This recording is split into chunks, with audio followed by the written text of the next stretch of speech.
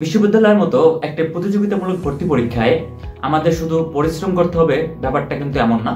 অধিক পড়াশোনার পাশাপাশি একটা স্মার্ট পরিকল্পনা খুবই গুরুত্বপূর্ণ ভূমিকা পালন করে এই অ্যাডমিশন টেস্টে। আর এই স্মার্ট পরিকল্পনার প্রথম ধাপটাই হলো একটা ইফেক্টিভ রুটিন তৈরি করা। আর এই রুটিনটা আমরা ঠিকভাবে তৈরি না করার কারণে অধিক পড়াশোনা করার পরও বিশ্ববিদ্যালয়ে চান্স পাই না। তো আজকের আলোচনার বিষয়বস্তু হলো বিশ্ববিদ্যালয় ভর্তি পরীক্ষায় কোন রুটিনটা ফলো করব, কিভাবে রুটিন তৈরি করতে হবে, এই বিষয়গুলো নিয়ে আজকে আলোচনা করব।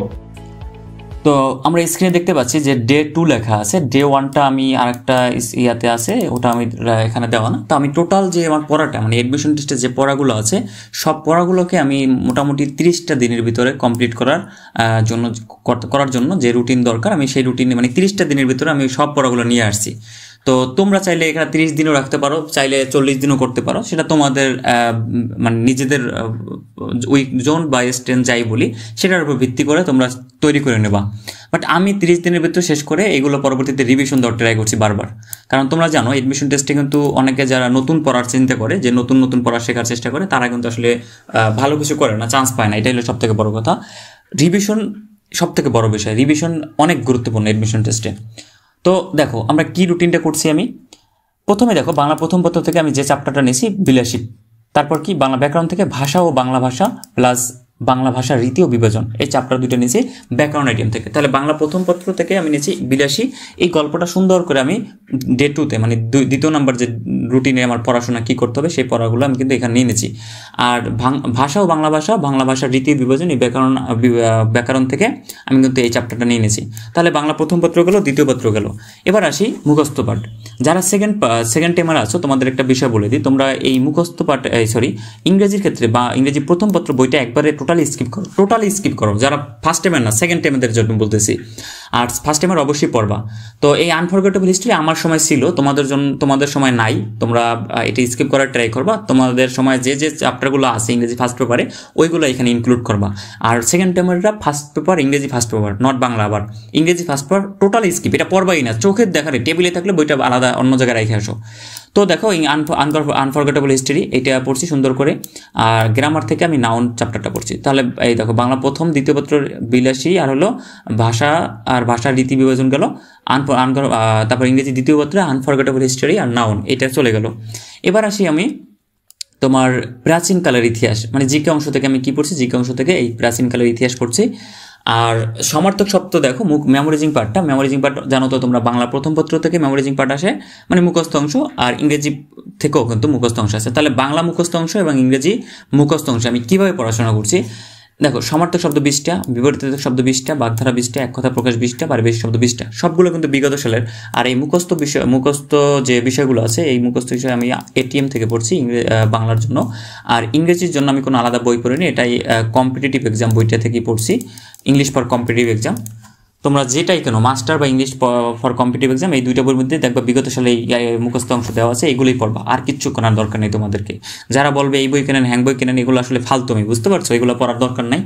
তো প্রিপোজিশন 20টা, ইডিয়মস অ্যান্ড ফ্রেজ 15টা পড়ছি, সিনোনিম 10টা, স্পেলিং 10টা, গ্রুপ ভার্ব 5টা। এইগুলো হলো আমার প্রতিদিনের মানে মুখস্থ বিষয় ছিল। আমি সকালবেলা তোমার ইংরেজি মুখস্থ অংশগুলো পড়তাম, আর রাতে ঘুমানোর আগে আমি মেমোরাইজিং পার্ট বাংলা পড়ে ঘুমাইতাম। তো এটা হলো আমার পড়ার রুটিন। তাহলে দেখো দ্বিতীয় নাম্বার দিনে কিন্তু এই যে পড়াগুলো আছে এটা হলো দ্বিতীয় নাম্বার দিনে পড়া।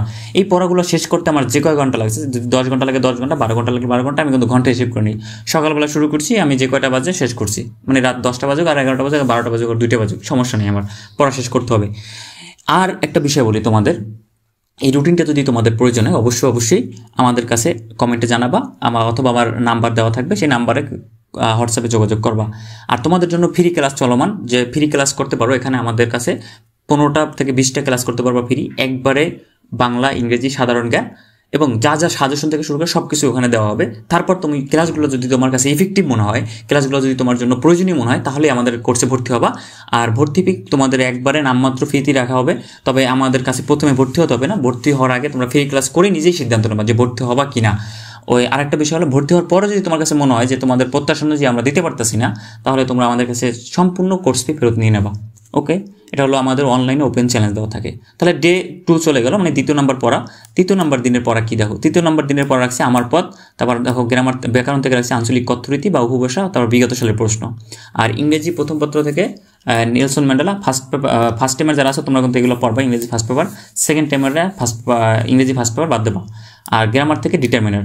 তারপর দেখো রাখলাম কি মুখস্থ পাঠ, জেনারেল নলেজ দেখো, জেনারেল নলেজ প্রাচীন বাংলা রাজবংশ।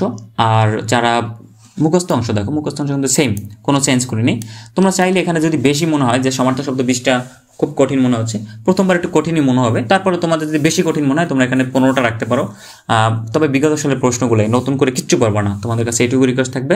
তো এই দেখো এইভাবে কিন্তু আমি প্রতিটা রুটিন তৈরি করে নিয়েছি। যে দেখো ডে 4 কি রাখছি মানব কল্যাণ, আবার দেখো এই বাংলা লিপি, বাংলা ব্যাকরণ, ইতিহাস, বিখ্যাত অভিধান বা এর রচয়িতা, তারপর দেখো টু ওমেন ইংরেজি রাখছি, নাম্বার অফ নাউন, তারপর দেখো উপমহাদেশের মুসলিম শাসন, জেনারেল নলেজ। তোমাদের খালি প্রতিদিনের রুটিনে এই করে চেঞ্জ করতে হবে, ঠিক আছে? তোমরা যদি চাও তোমাদের জন্য আমরা রুটিন, আমাদের কোর্সে যারা ভর্তি হবে আমরা কিন্তু রুটিন প্রতিদিনের পড়া আপডেট দিয়ে দেবো, যে কালকের জন্য এই পড়াগুলো কালকে শেষ করবা, আবার পরের দিনে কি রুটিন, সবগুলো আমরা রুটিন প্রোভাইড করবো, ওই রুটিন অনুযায়ী ওরা পড়াশোনা করবে। তো আমাদের কোর্সে ভর্তি হওয়ার দরকার নেই, তোমরা যদি চাও এখানে ফ্রি ক্লাস করার জন্য আমাদের কাছে নক দিতে পারো। আর একটা বিষয় হলো তোমরা কোন বিষয়ের উপর আরও ক্লাস চাও, কি চাও, যদি বিষয়টা বুঝতে না পারো বলবা, জানাবা, আমি অবশ্যই তোমাদেরকে বুঝিয়ে দেবো। আমাদের হোয়াটসঅ্যাপ নাম্বার দেওয়া আছে, ওই জায়গায় যোগাযোগ করতে পারো। আর কোন বিষয়ের উপর ভিডিও চাও অবশ্যই কমেন্ট করবা। আজকে এই পর্যন্ত, ভালো থাকো, সুস্থ থাকো, পরবর্তী কোনো ভিডিওতে দেখা হচ্ছে। আসসালামু আলাইকুম।